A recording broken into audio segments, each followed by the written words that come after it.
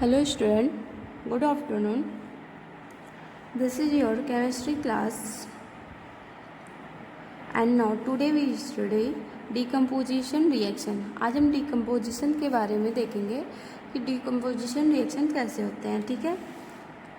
तो इसमें देखते हैं कि जब कोई सिंगल रिएक्टेंट ब्रेक डाउन होता है इनटू सिंपलर प्रोडक्ट, एक कोई रिएक्टेंट है वो सिंपलर प्रोडक्ट्स में टूटता है तो उसे डिकम्पोजिशन रिएक्शन कहते हैं, ठीक है। तो एक्टिविटी 1.5 देखेंगे। Take about 2 gram ferrous sulphate crystal in a dry boiling tube. सबसे पहले हम क्या करेंगे, लेंगे बॉइलिंग ट्यूब लेंगे, उसमें 2 ग्राम फेरस सल्फेट क्रिस्टल को लेंगे, ठीक है। उसके बाद में उसको जब हम बॉयल करते हैं तो देखते हैं क्या क्या उसमें चेंजेस होते हैं। Have you notice that the green colour of ferrous sulphate crystal has change. देखेंगे कि क्या उसका कलर जो है फेरस सल्फेट का वो चेंज हो गया, जो पहले ग्रीन था अब वो किस कलर का हो गया। You can also smell the characteristics order of burning of sulphur. Sulphur जो बर्न हो रहा है उसके ऑर्डर को भी स्मेल करेंगे कि कैसा उसका ऑर्डर है, ठीक है। तो यहाँ पे दिया हुआ है फेरस सल्फेट, एस लिखा हुआ है यानी कि यहाँ सॉलिड है। ये फेरस सल्फेट का क्रिस्टल हमने लिया, इसको हीट करने पे ये फेरिक ऑक्साइड का सॉलिड फॉर्म में दिया और उसके बाद में क्या ब्रेक हुआ, sulphur dioxide and sulphur trioxide gas. तो एक कंपाउंड ब्रेक हुआ, 3 सिंपलर प्रोडक्ट हमको मिले, ferric oxide, sulphur dioxide and sulphur trioxide. ये दोनों गैस हैं, ये सॉलिड है। In this reaction you can observe that a single reactant break down to give simpler product. मतलब वही कि जो डिकम्पोजिशन रिएक्शन होता है, a single reactant breaks down to give simpler product देता है।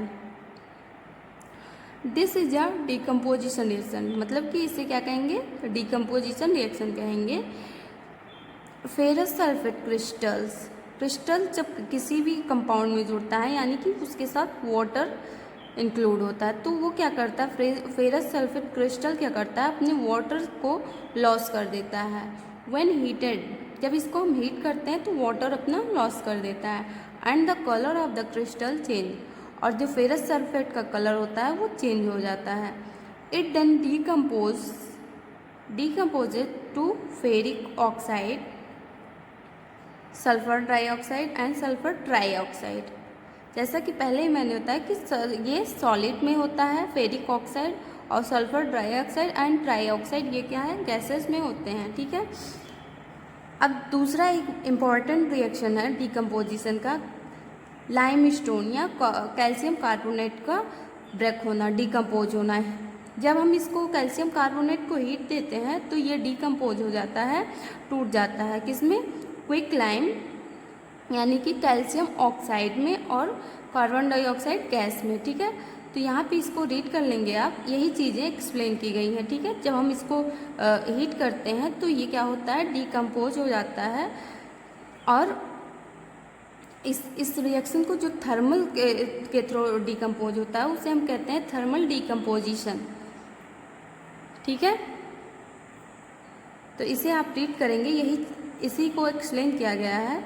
Decomposition of calcium carbonate to calcium oxide and carbon dioxide on heating is an important decomposition reaction used in various industries. Calcium oxide is called lime or quicklime. इसे ये जो calcium oxide है इसे quick lime भी कहा जाता है। तो इसके सबसे मेन इम्पॉर्टेंट है कि फॉर्मूले को याद करो और उसके नेम को भी याद करो।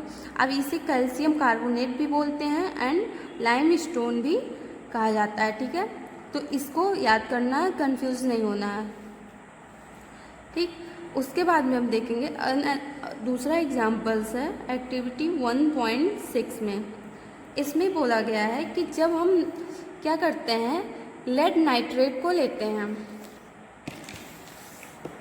हेयर इज लेड नाइट्रेट को जब हम हीट करते हैं, ठीक है, तो क्या होता है कि वो डिकम्पोज हो जाता है। लेड नाइट्रेट डिकम्पोज होके lead oxide, nitrogen dioxide and oxygen gas देते हैं, ठीक है।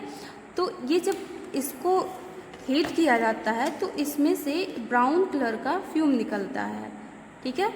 तो ये इसको पूछा जा सकता है, ये क्वेश्चन बन सकता है कि जब हम लेड नाइट्रेट को हीट करते हैं तो उसमें से क्या निकलता है, तो उसमें ब्राउन कलर का एक फ्यूम निकलता है जो नाइट्रोजन डाइऑक्साइड गैस होता है, ठीक है।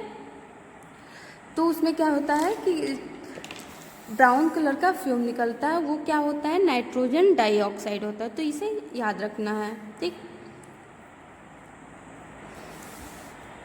यहाँ पे ये दिया हुआ है, उसका रिएक्शन है डिकम्पोजिशन का। कौन सा रिएक्शन है, लेड नाइट्रेट ब्रेकडाउन हो रहा है, ठीक है।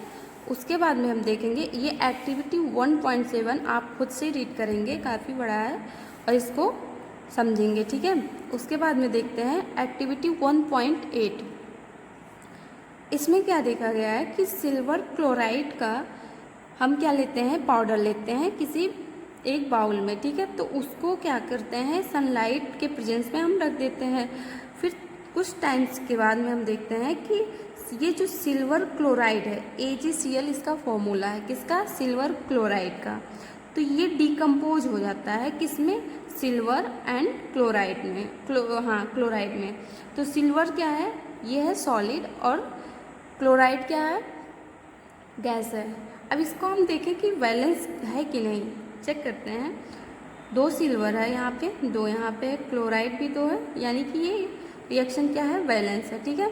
ऐसे जब रिएक्शन को देखो, कोई केमिकल रिएक्शन को, तो उसको एक बार ये भी ट्राई करना चाहिए कि क्या ये बैलेंस है कि नहीं, चेक करना चाहिए, ठीक है। इससे प्रैक्टिस भी हो जाएगा।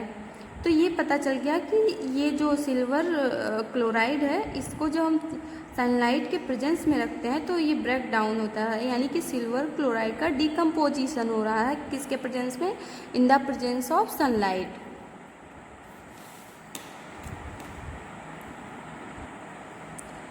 अब देखेंगे जैसे सिल्वर क्लोराइड को हमने देखा, सेम बिहेवियर सिल्वर ब्रोमाइड का भी होता है। Silver bromide also behave in the same way. तो ये सिल्वर ब्रोमाइड भी जब इसको हम सनलाइट के प्रेजेंस में रखते हैं तो ये भी ऐसे ही ब्रेक हो जाता है सिल्वर और ब्रोमीन गैस में, ठीक है। तो इसको देखेंगे, हाँ वही चीज़ें एक्सप्लेन की गई हैं। The above reactions are used in black and white photography. ये जो रिएक्शन है ये ब्लैक एंड वाइट की जो फोटोग्राफी होती है उसमें ये यूज होता है।